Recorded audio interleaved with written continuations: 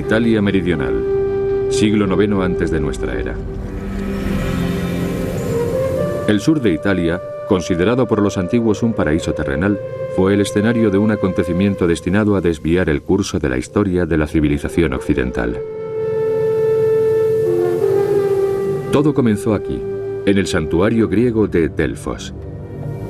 A una caverna abierta al pie del monte Parnaso, llegó un grupo de personas venidas de la isla de Euboea, situada frente a la costa ateniense.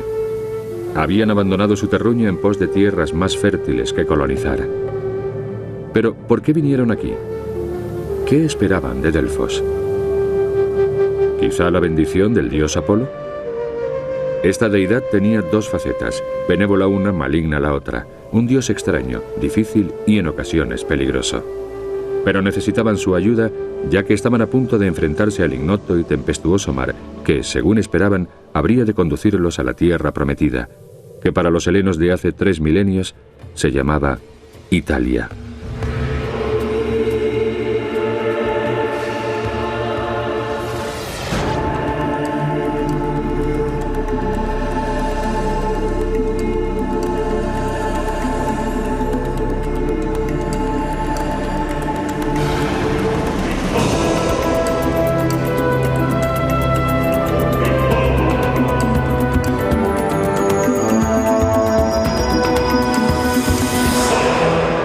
Secretos de la arqueología. Las ciudades griegas de Italia. Durante más de 1000 años, millones de personas acudieron a Delfos solicitando las respuestas del oráculo de Apolo. Los expedicionarios que partían a descubrir nuevas tierras apreciaban muy particularmente sus consejos. En primer lugar, porque se trataba de aguas inexploradas y posiblemente aventuradas. En segundo lugar, por la sola relevancia religiosa y espiritual de la que gozaba el santuario de Delfos en aquellos tiempos. El complejo de Delfos, situado a 600 metros sobre el nivel del mar, entre el Golfo de Corinto y el monte Parnaso, era el más renombrado del mundo helénico. Algunas de las mayores obras maestras del arte griego se concentraban en torno al templo. Hoy todo cuanto se conserva de las estatuas que en tiempos ornaran el santuario son sus basas. Se trataba de esculturas colosales realizadas en costosos materiales y se contaban por millares. Su mera visión aumentaba las expectativas de los peregrinos. Entre ellas se contaba el toro de bronce donado por los habitantes de la isla de Corfú en 480 a.C. Se erigió en honor a un toro que se había adentrado en el mar, conduciendo a los pescadores hasta un gran banco de atunes. Y también la espléndida copia broncínea del afamado caballo de Troya, regalada por los moradores de Argos en acción de gracias por el botín obtenido a raíz de su victoria sobre los espartanos. Mas la piedra angular del conjunto era el templo de Apolo, el dios supervisor de toda empresa, el custodio del orden y la armonía. El monumento constituía una vista extraordinaria para quienes llegaban en peregrinación, necesitados de los oráculos de la pitonisa. En su portada se alzaban 6 columnas labradas en toba y en cada uno de sus laterales se erguían otras 15. Los frontones estaban revestidos de mármol. En las columnas del pronaos, el pórtico anterior a la naos, se inscribieron las célebres máximas «Todo con moderación» y «Conócete a ti mismo», unos aforismos que captan la más profunda esencia de la sabiduría helénica. No obstante, las sentencias que más hondamente calaban en el espíritu de los griegos eran los oráculos de Apolo, transmitidos a través de la sibila. Las confusas predicciones de Apolo se expresaban por boca de una anciana pitonisa que interpretaba las respuestas de la divinidad. En una cueva, los fieles aguardaban el oráculo de la sibila, que en estado de trance recitaba proféticas palabras acerca del rumbo a seguir y la costa donde desembarcar. Siguiendo sus consejos, y posiblemente también los de los marinos, los pioneros griegos ganaron la costa de la isla de Isquia, en el Golfo de Nápoles, hace unos 2800 años. Así se inició la colonización griega del sur de Italia, el vasto territorio conocido como Magna Grecia, denominación derivada del topónimo latino Magna Graecia, es decir, la Gran Grecia. Pero, ¿qué era la Magna Grecia?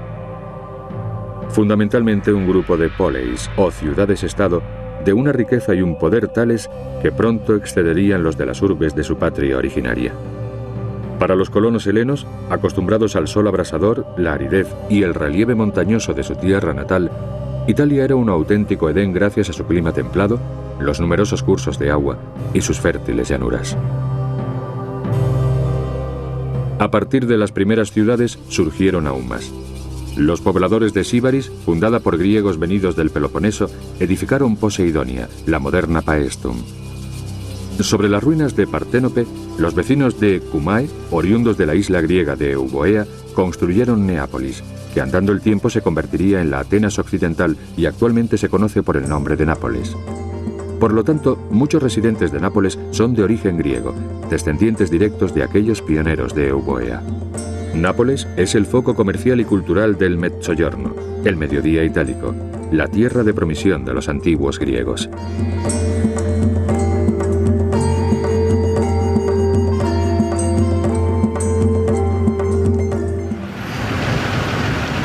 En el corazón de Nápoles, las excavaciones realizadas durante las obras de una nueva línea de metro nos han abierto una ventana al pasado de la ciudad. Durante los trabajos arqueológicos efectuados en la piazza del municipio, no solo se han desenterrado las murallas del período en que Nápoles pertenecía al Reino de Aragón, sino que también nos han brindado la oportunidad de contemplar un corte en sección de los diversos estratos históricos de la ciudad. Los arqueólogos de la Academia de Arqueología, Letras y Bellas Artes de Nápoles han hallado diversos artefactos de origen helénico, como este pequeño fragmento de ánfora ática del siglo IV a.C., decorada con la figura de un búho.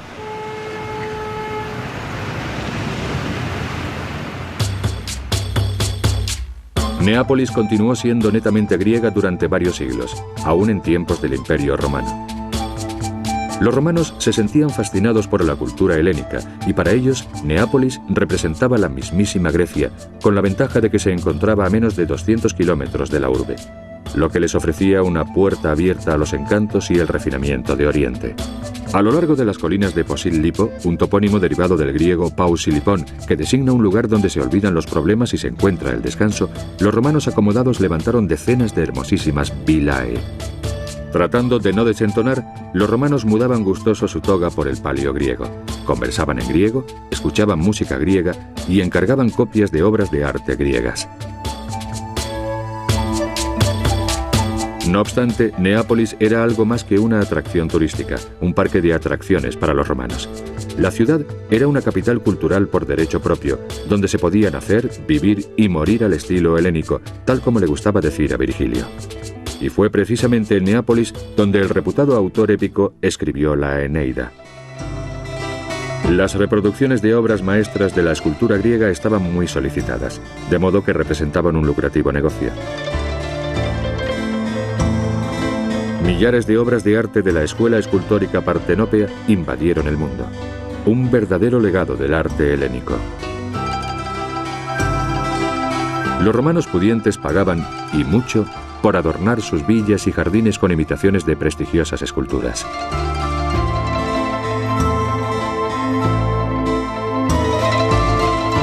Otro aspecto de la cultura griega que los romanos apreciaban era el teatro. Actuar sobre el escenario del teatro de Neápolis era el sueño de todo artista, el culmen de una carrera, un criterio por el que se medía el éxito. Las ruinas del teatro se han hallado sepultadas bajo construcciones posteriores. Descendiendo a los sótanos de las viviendas que hoy se alzan sobre su solar, descubrimos los restos del teatro, famoso entre otras cosas por haber sido el escenario de un debut muy especial. El mismísimo emperador Nerón debutó en él como poeta. Nerón era un entusiasta de la poesía y la música, y actuó sobre este escenario en repetidas ocasiones ante un público al que se dirigía en griego.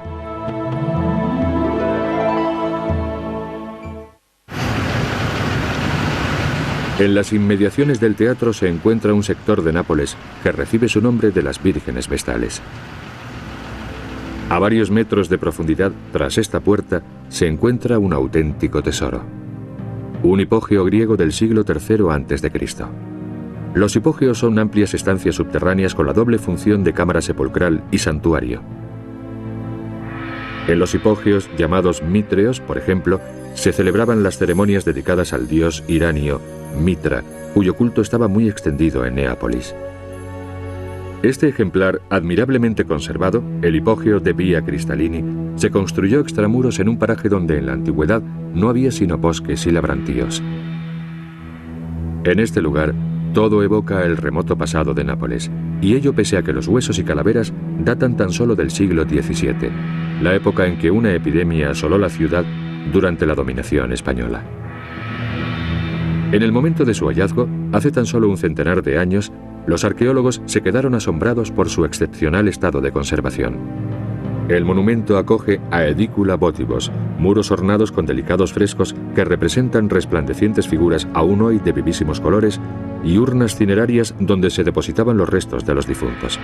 Pero quizá lo más llamativo sean las conmovedoras despedidas dedicadas a los fallecidos, escritas en griego sobre las paredes. En esta un padre se dirige a su hija Aristágoras con enternecedora sencillez. Adiós, mi querida hija.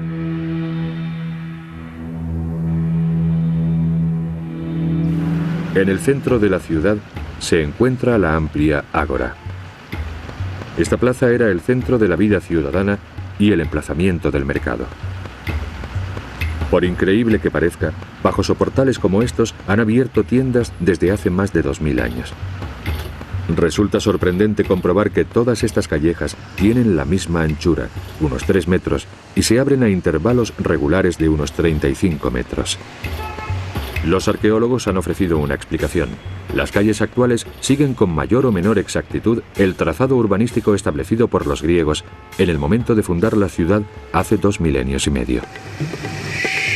Un buen ejemplo es la moderna Via dei Tribunali, que se extiende a lo largo de uno de los 2 ejes principales de la polis griega, y es una de las escasas avenidas amplias de Nápoles. El ágora es célebre asimismo por sus majestuosos templos. La Basílica de San Pablo el Mayor constituye el clásico ejemplo de iglesia cristiana erigida sobre las ruinas de un templo pagano. El santuario original estaba dedicado a los dioscuros Castor y Pollux, los hijos gemelos de Zeus, que estaban condenados a morir y revivir en días alternos. De él tan solo perviven 2 hermosas columnas corintias. No obstante, recién edificado, el inmueble era grandioso. Hoy podemos volver a contemplar el templo griego tal y como era hace casi 2000 años. Gracias a una inscripción griega hallada en las inmediaciones, sabemos que el oratorio fue restaurado en el siglo I de nuestra era, en tiempos del emperador Tiberio, a expensas de 2 ricos liberti, es decir, esclavos libertos que se habían convertido en administradores de la fortuna de la familia imperial.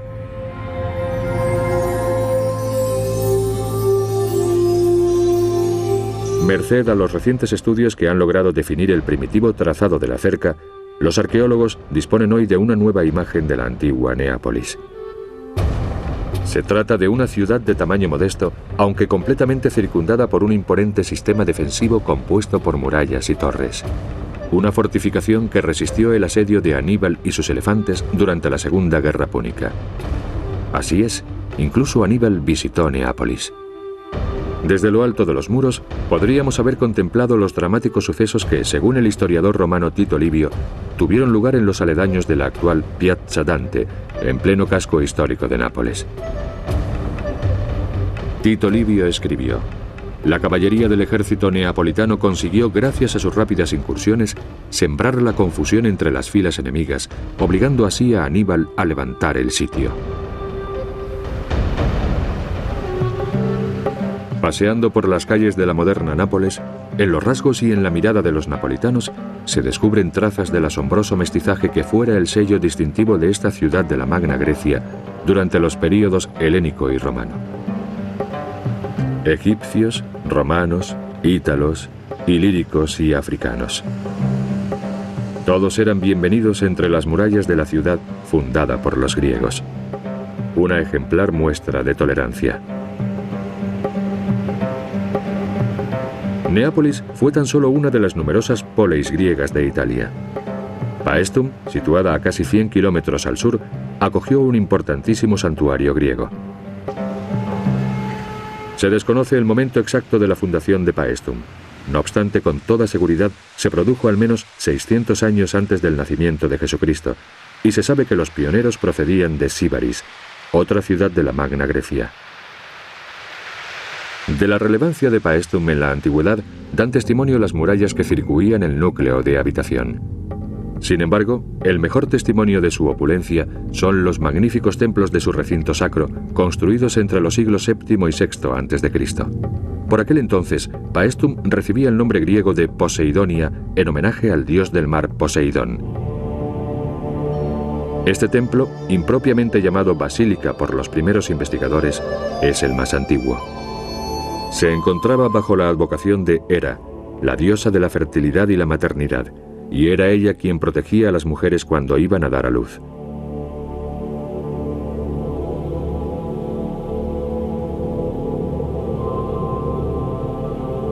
El templo cuenta con medio centenar de columnas bien conservadas, cuyo fuste se va estrechando hacia su cima. Sus capiteles y decoración pertenecen principalmente al orden dórico. Alrededor de un siglo después de la edificación de la mal llamada basílica, los moradores de Paestum erigieron el vecino templo de Poseidón. Lo cierto es que se desconoce a qué deidad estaba dedicado. No obstante, se trata de uno de los mejor conservados de la Magna Grecia. Sus frontones son simétricos y mientras que sus lados cortos son hexástilos, es decir, presentan 6 columnas, los largos se componen de 14 columnas cada uno. El recinto sagrado constaba de estos 2 templos.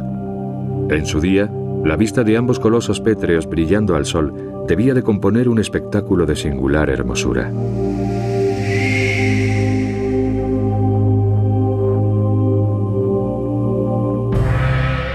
Otro de los grandes templos de la ciudad es el dedicado a la diosa Atenea. Según los expertos, es un santuario muy original, ya que aunque las columnas exteriores son dóricas, las columnas y capiteles que rodeaban la naos, actualmente expuestos en el Museo de Paestum, son jónicos. Según los estudiosos, se trata del primer caso conocido en el que se emplean diferentes órdenes arquitectónicos en el mismo monumento. Durante la Edad Media, el templo fue reconvertido en iglesia cristiana, como demuestran los enterramientos hallados en su interior.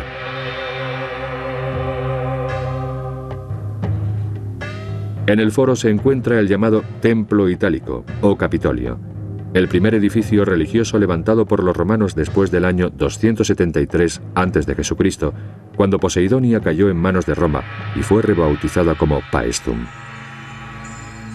Este santuario resultaba bastante exótico, entre otras cosas, por el elevado podio sobre el que se asentaba, mucho más alto de lo habitual en los templos helénicos. En él se honraba a la misma tríada divina de la colina capitolina de Roma, Júpiter, Juno y Minerva. Entre los siglos I y II de nuestra era, el templo ocupó parte de la escalinata de una estructura preexistente, el Comitium, donde la curia ciudadana celebraba sus asambleas al aire libre.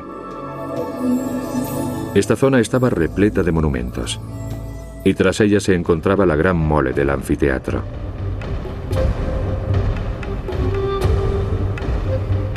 En estos santuarios se celebraban rituales sagrados conforme a una rigurosa liturgia. En el interior del templo de Hera encontramos una amplia cela o naos de 3 naves y una columnata que divide la nave longitudinalmente. En la antigüedad, tan solo los sacerdotes e iniciados podían recorrer la columnata y penetrar en los edificios religiosos. Los neófitos no podían pasar del pronaos frente a la entrada. Cada mañana, los oficiantes purificaban la cela con agua bendita y ofrendaban alimentos y bebidas a la grandiosa efigie de la divinidad. La puerta era el único vano abierto en la naos. La techumbre de madera y la impresionante estatua de la diosa debían de infundir una indescriptible sensación mística en los corazones de los sacerdotes. Los templos de Paestum siempre han fascinado a sus numerosos visitantes. En los siglos XVIII y XIX, eminencias como el arqueólogo e historiador del arte Winckelmann y los poetas Goethe y Shelley peregrinaron a Italia en busca de la belleza.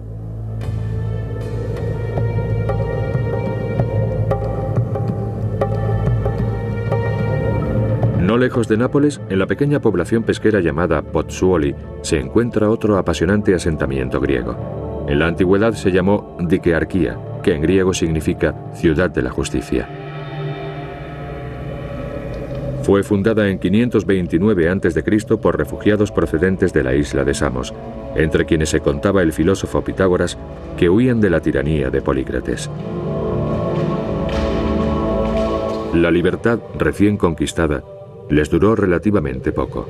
En el año 190 a.C., sobre sus ruinas se asentó una colonia romana que adoptó la denominación de Puteoli, que con el tiempo devino el actual Pozzuoli. Sobre el promontorio se alzó la antigua acrópolis de la ciudad, erigida por los romanos en tiempos del emperador Augusto. El templo volvió a salir a la luz a raíz de un incendio que destruyó la iglesia de San Próculo en 1963. Para los descendientes de los fundadores helenos, Puteoli fue el puerto más importante del imperio, la auténtica salida de Roma al mar. En él atracaban los grandes cargueros que transportaban mercancías por todo el imperio. Hoy, nada pervive de los primitivos muelles. Tan solo un grabado del siglo XIX que nos muestra los arranques de sus 15 arcos. La relevancia económica y comercial de la ciudad queda demostrada por su Macellum, el mercado, el segundo del imperio por su tamaño y la variedad de sus servicios, tan solo excedidos por la lonja romana. El Macellum era también conocido por el nombre de Serapeo en honor a Serapis, la divinidad griega y egipcia protectora de los mercados. En 1750, Carlos III de España, rey de Nápoles a la sazón, mandó acometer la excavación arqueológica del Macellum. Inmediatamente se toparon con un pequeño misterio. Hasta cierta altura, las columnas presentaban unas extrañas oquedades irregulares. Su estudio acabó demostrando que los orificios se debían a un fenómeno denominado bradiseísmo, consistente en la elevación y hundimiento de la costa flegrea con respecto al nivel del mar. Por lo tanto, el templo estuvo sumergido en diversas ocasiones, de modo que al reemerger, sus columnas se encontraban agujereadas por la acción de un molusco litófago, es decir, devorador de piedra.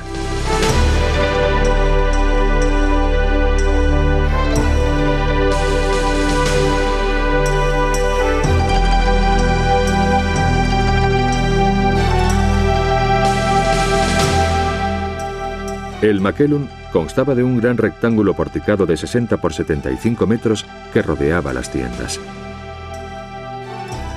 Era una lonja imponente y bulliciosa. En el centro del recinto se erguía una tholos decorada con esculturas marmóreas. El mercado era un derroche de colores mediterráneos, un centro de reunión para infinidad de pueblos e idiomas distintos, desde el egipcio y el fenicio hasta el griego y el latín. En él se exponían mercaderías exóticas, especias, perfumes, ungüentos, antigüedades griegas y egipcias y, claro está, una amplia variedad de productos del mar. En 1750, en el gran ábside de la tholos, los excavadores hallaron una estatua de Serapis, la deidad de la que tomaba su nombre el complejo comercial.